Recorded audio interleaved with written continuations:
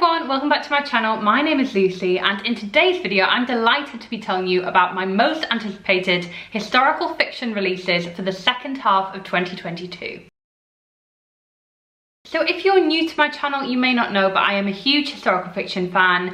I make a lot of videos about historical fiction on this channel. So if you're a historical fiction fan as well, please do stick around, press that subscribe button. There are a lot more historical fiction videos in the pipeline this year. So at the beginning of 2022, I did a more general kind of most anticipated books of the year, but this was across all genres. And so there wasn't as much historical fiction in here. So I really wanted to make this video to just like showcase how much amazing historical fiction is actually coming out this year and give a shout out to the ones that I am just looking forward to the most. So let's just get cracking on the video because I have quite a few books to talk to you about and I'm excited for all of these. So let's start with August books. So it is August as I'm filming this and it may be still when you're watching this, but there are some really exciting books coming out in the month of August that I just really want to talk to you about. The first book is actually a historical fantasy book, and this is Babel by R.F. Kuang.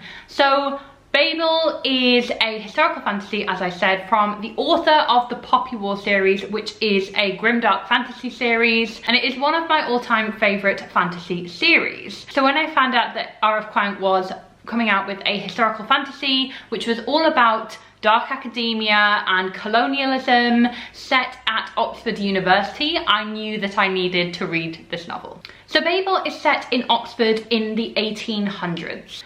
And in Oxford at this time, there is something called Babel, which is an institute of translation, which holds a lot of magical power. It follows someone called Robin Swift, who goes to Babel from Canton, where they were born, and at first Babel seems like this paradise, but then it soon turns into a prison. Now let me just read you this part of the description because it sounds absolutely amazing. And it says, an incendiary new novel from award-winning author R.F. Kuang about the power of language, the violence of colonialism, and the sacrifices of resistance. And it says that this is kind of a tonal response to dark academia as a genre, which I think we all know is very white, very privileged, and Babel really seeks to be a response to that. And it has been compared to Jonathan Strange and Dr. Norrell as well, so I'm really looking forward to reading this novel if you can't already tell. This is publishing in August in the US, and it's publishing on the 1st of September here in the UK, so we only have to wait a few more days for it, I believe. But I am so excited about this novel. It comes out very soon. The sun is currently blinding me, so I've had to change position. But I am here with my second most anticipated novel for the second half of this year, and that is Heartbreaker by Sarah MacLean. So this is a historical romance book in the Hell's Bells series. Now Sarah MacLean typically writes Regency romance, and if you kind of have watched my channel for a while, you'll know I am a huge Regency romance fan. And historical romance is kind of one of those genres which I absolutely adore. So you can bet that I need to read this new series. And as I said, this is the second novel in that series. And what kind of ties this whole series together is it's focused on heroines who are kind of like bad, or kind of like the instigators of kind of, you know, seduction and things like that, which, you know, typically in historical romance, in Regency romance, it's not usually the women who are the seducers and the rakes, you know what I mean? So this series tries to kind of tackle that trope and turn it on its head.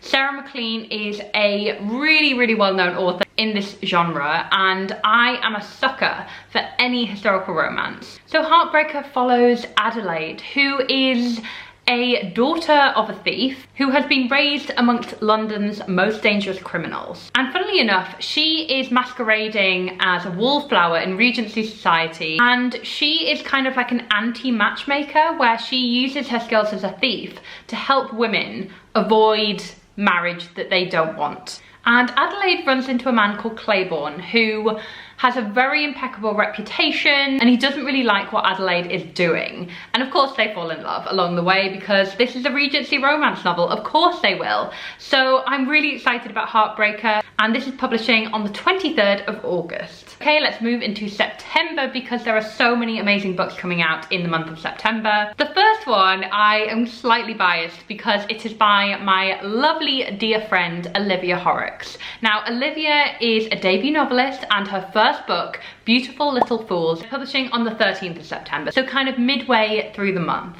So this is a historical fiction novel set in Cornwall. So it follows Birdie, who dreams of being a professional artist. I believe this is set in the kind of 1920s, so kind of Gatsby era. You know, that all demands that she has to marry well. But of course she wants to kind of live her dreams being an artist, so she makes a deal with her parents that she gets to spend a year at an art school in Cornwall, and in return, after that year, she will marry Charles Bonham, who is a very wealthy man, but she doesn't necessarily want to marry him. But of course, when she's down there in Cornwall, she gets swept away by the local art scene and a family called the Tremaine family in particular. And of course, she doesn't want to leave. So she has to really face that struggle of going against her family's expectations, but also kind of living her dream and following her passion. So I am so proud of Olivia for writing this beautiful novel. You all need to add this to your reading list if you like The Great Gatsby, Downton Abbey, and I'm seriously excited for Beautiful Little Fools to publish. And also, I must say, 1920s historical fiction is perfect. So I'm really, really looking forward to reading this book. The second book I really want to read in the month of September is The House with the Golden Door, and this is by Elodie Harper. So this is the second book in the series following The Wolf Den by Elodie Harper, and this is the paperback release that's coming out in September. So I haven't yet read The Wolf Den, but I'm really looking forward to getting the second novel in the series in paperback. I also believe it's coming out in the US this September as well, so if you are US based, you can pick this book up in September. But in particular, I'm really looking forward to the paperback release so I can pick this book up and read it. The Wolf Den is set in ancient Rome in a brothel in Pompeii and kind of follows the lives of the women there. This is a direct sequel, so I'm not going to go too much into the plot, but it picks up with the main character from the first book and follows the events of what happened in the Wolf Den. So I'm mainly intrigued to read this series because I've not read really any books set in ancient Rome, and ancient Rome's really a setting that I'm really fascinated by, so I really do want to read the Wolf Den so I can kind of see how amazing that book is. I have heard great things about the Wolf Den, so I will keep you guys up to date when I do manage to read that and when I pick up the sequel as well. But I wanted to put this book on your radar if you've not heard of the Wolf Den, or if you've not kind of encountered the fact that it does have a sequel yet. And it's coming out in the US in September and in paperback in September. The next book coming out in September, which I cannot wait for, which I've already pre-ordered and I am like counting down the days for, is The Marriage Portrait by Maggie O'Farrell. So this book is something quite special. This is like my dream book because it features the life of Lucrezia Borgia. Now, I am a lifelong Borgia kind of like fan. Can you call me that? I don't know. But basically, I've always been fascinated by the Borgias. I think it stemmed from like watching the TV show, but then since then I've really been obsessed with kind of like, you know, the Italian Renaissance and Florence at the time, and obviously the Borgias were kind of a big family in that kind of time period. They had enormous power, enormous influence. You know, Alexander the 16th, is it? Anyway, he was a pope. You know, the Borgias had a lot of power and connections, but they were also quite corrupt and did things that were quite morally, you know, not all that great. Lucrezia Borgia in particular has a really fascinating life, and the fact that The Marriage Portrait is based on that, I just cannot wait, because I just think it's going to be amazing. I don't know much more about the particulars of the book. I just know it's about Lucrezia Borgia, and that's all I care about. It is of course written by Maggie O'Farrell, who is the winner of many awards, the author of Hamnet, and there's nothing more to say about her really. She is an incredible novelist, and I'm counting down the days till The Marriage Portrait. Now, the next historical fiction book I'm really looking forward to in the second half of 2022 is Stoneblind by Natalie Haynes. So this is a gorgeous proof that I got sent from the publishers, so thank you to Pam Macmillan for sending me this beautiful proof. This is a Greek myth retelling of Medusa, and this is publishing on the 15th of September. So I'm super excited about this. Natalie Haynes was the author of 1,000 Ships, and I think is kind of known for those kind of Greek mythology retellings. And Stoneblind follows Medusa, who is a mortal in a family of immortals. And she basically gets cursed and gets turned into a monster by Poseidon. And this is basically her story reclaiming that narrative. So there is really kind of a trend about Greek myths kind of retelling them with a feminist gaze, and even though this isn't strictly like historical fiction in the sense of like it's real, like it's a real era, you know, this is obviously inspired by Greek myth, so I'm classing it as historical fiction very loosely. But I'm super excited for this. I absolutely love retellings, as you probably know, and this is coming out very, very soon. I'm very, very looking forward to it, and I'll let you guys know my thoughts. And now on to a book that's publishing in November, so jumping forward a few months. This is A Restless Truth by Freya Marske. So this is the second book in the series of A Marvelous Light, I believe the first book was called, and this is like a queer Edwardian historical fiction novel. So this is described as like Agatha Christie-esque, and that really, really appeals to me because I love a kind of cozy historical mystery. And this is obviously the second book in a series of historical mysteries. This publishes on the 10th of November, and it sounds incredible. So let me just kind of read you a bit of a description. It is set on a ship, which I love, like a mystery set on a ship. So it says, Maud Blythe has longed for adventure. So when her beloved older brother asks her for help unraveling a magical conspiracy, she's more than ready to join the cause. Posing as an elderly lady's companion on a transatlantic ocean liner, Maud gladly sets forth into the unknown. However, she didn't expect the unknown to involve a dead body, a disrespectful parrot, and the dangerously outrageous Violet Debenham. Violet is everything Maud was trained to distrust, yet can't help but desire. A magician, an actress, and a magnet for scandal. Surrounded by sea and a ship full of suspects, Maud and Violet must learn to trust one another.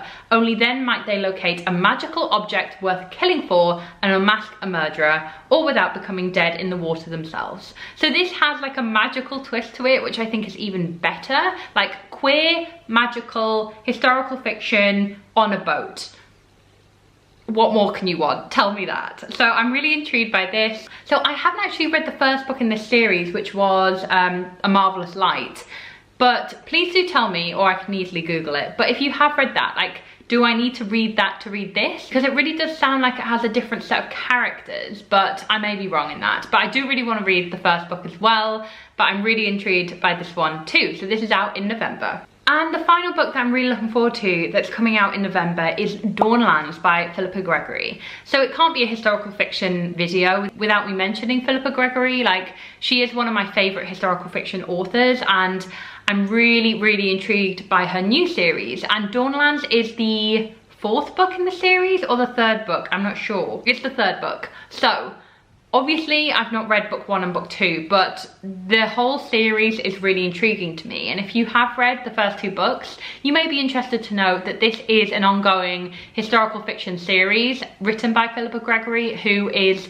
one of the biggest names in the historical fiction genre. So her new series, which is called Tidelands, is set in the kind of Civil War period, so 1600s, and features obviously the downfall of Charles I. It's also set on the Somerset levels, so you've got a nice kind of countryside setting there, Civil War setting, which is always really intriguing. Usually, Philippa Gregory is known for her kind of Tudor and Plantagenet Kings and Queens series, but actually I really like that she's gone a bit of a different route with this series to do it during the kind of Stuart era, the Civil Wars. And I'm really, really intrigued to actually get started on the series very soon. I do have the first book somewhere, so I'll have to hunt that down. But Dawnlands is publishing on the 8th of November. So guys, that is it for today's video. I really hope you enjoyed this video and you got lots of inspiration for adding books to your historical fiction TBR. Do let me know which one of these books you're really intrigued by. I'd love to hear your thoughts down in the comments below.